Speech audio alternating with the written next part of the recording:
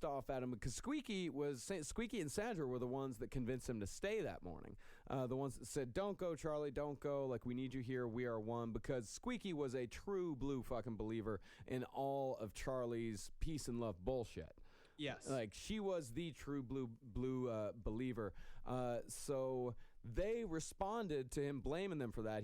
They said, "We'll tell the whole world about your good, your love. We'll make them see that you're not responsible."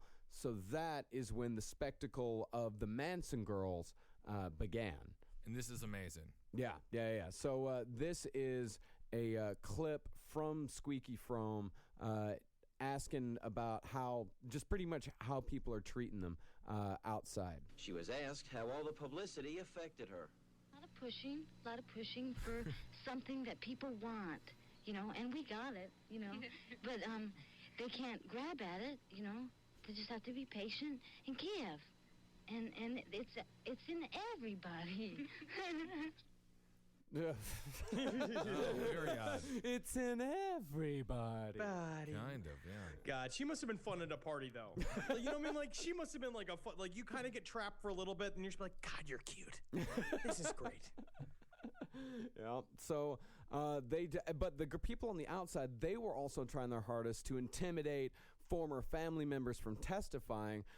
Both prosecution witnesses Paul Watkins and Juan Flynn, who was a ranch hand, they were both threatened, and Watkins was actually badly burned by a fire in his van.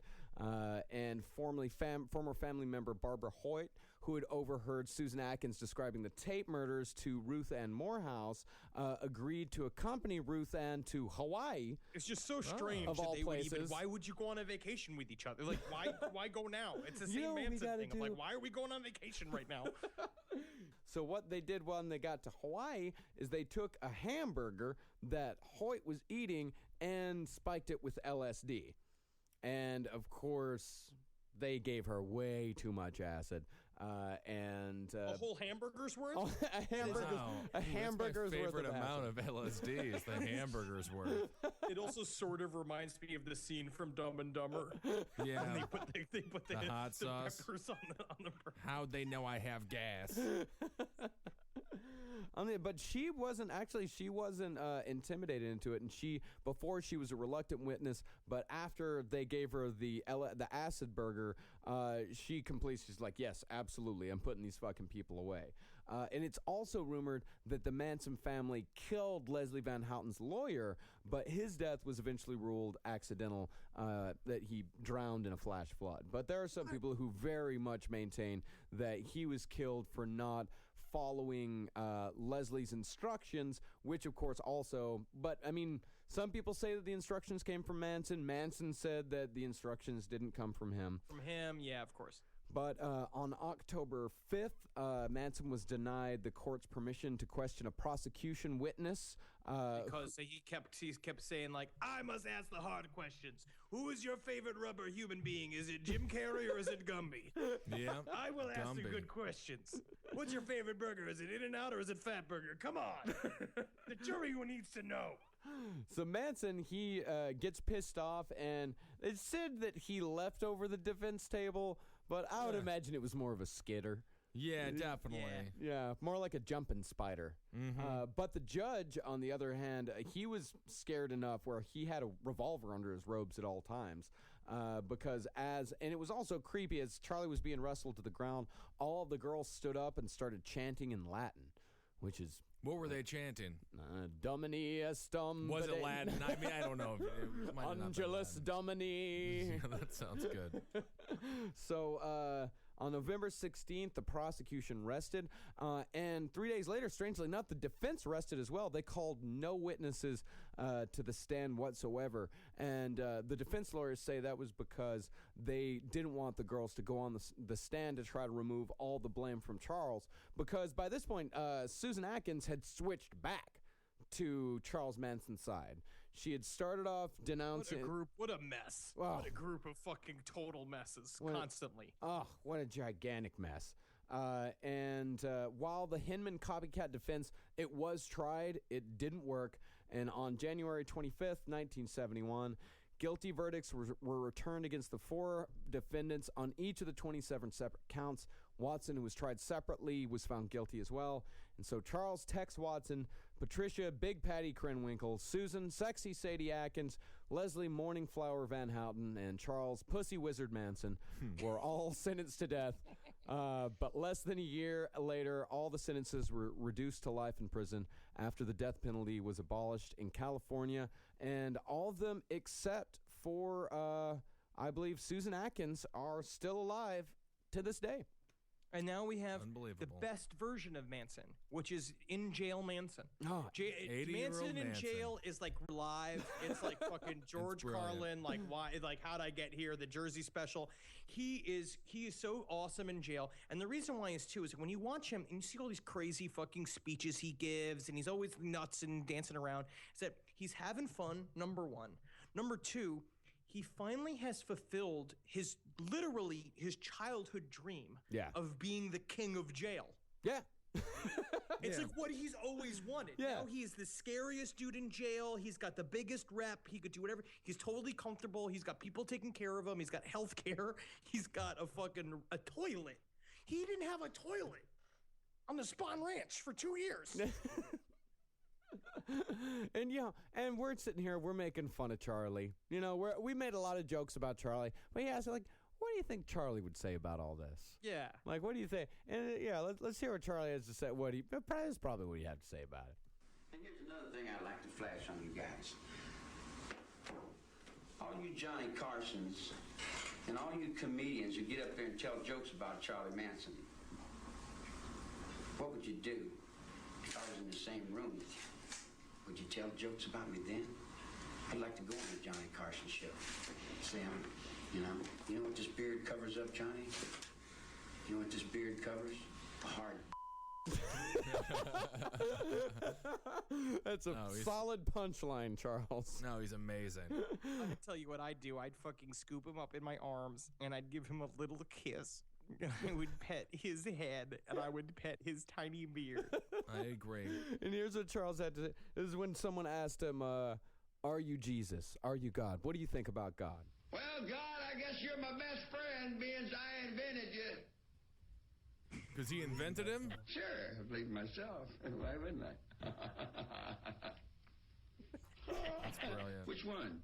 Are you Jesus Christ? Which Jesus? There's all kinds of Jesuses. There's a black Jesus down in Florida. He's having a good time.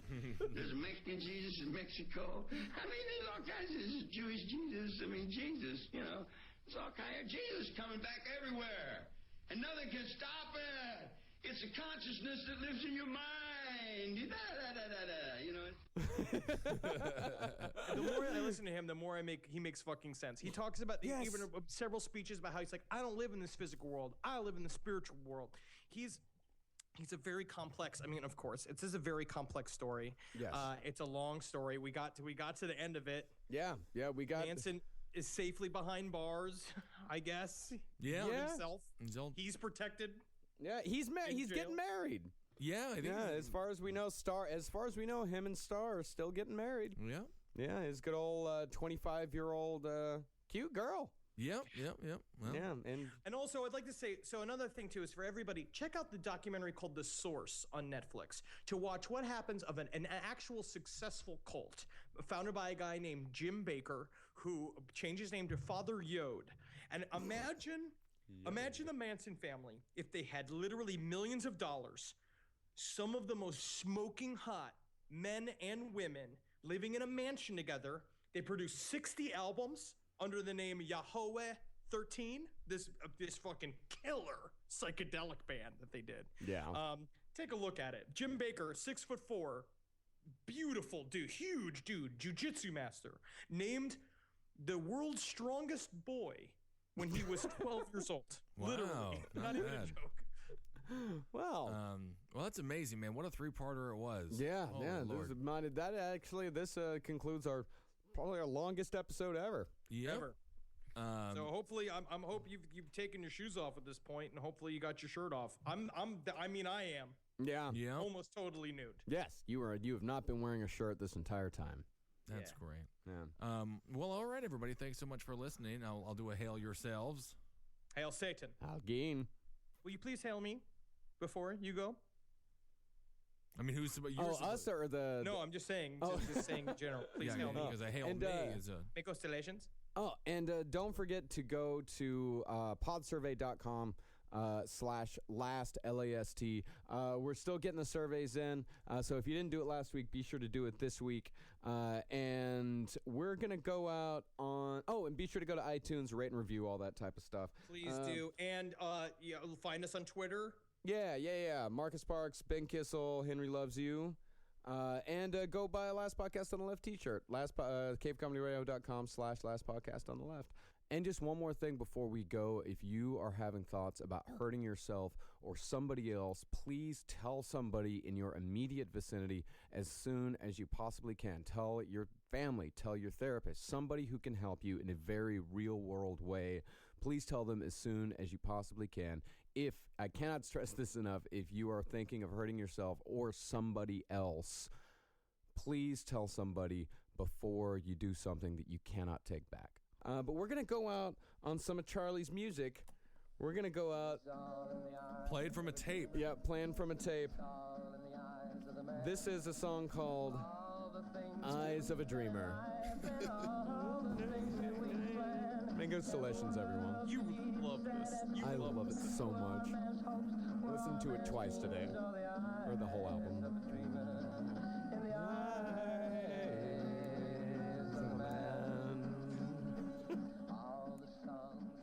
Smile on your face. It's like a boy.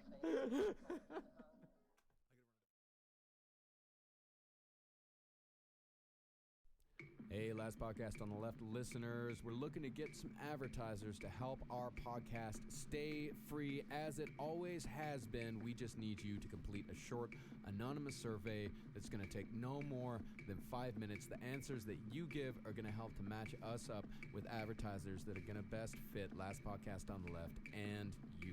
All right, and if you do complete the survey, you're going to be immediately entered into an ongoing monthly raffle to win a $100 Amazon gift card, which is a pretty great prize if you ask me. We promise not to share or sell your email address. The fucking government does it.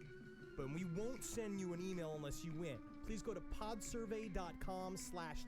That's podsurvey.com/LAST to take our survey and get a chance to win a $100 Amazon gift card, or, we're gonna sell you some e-cigarettes. Yeah, that'll be great. Henry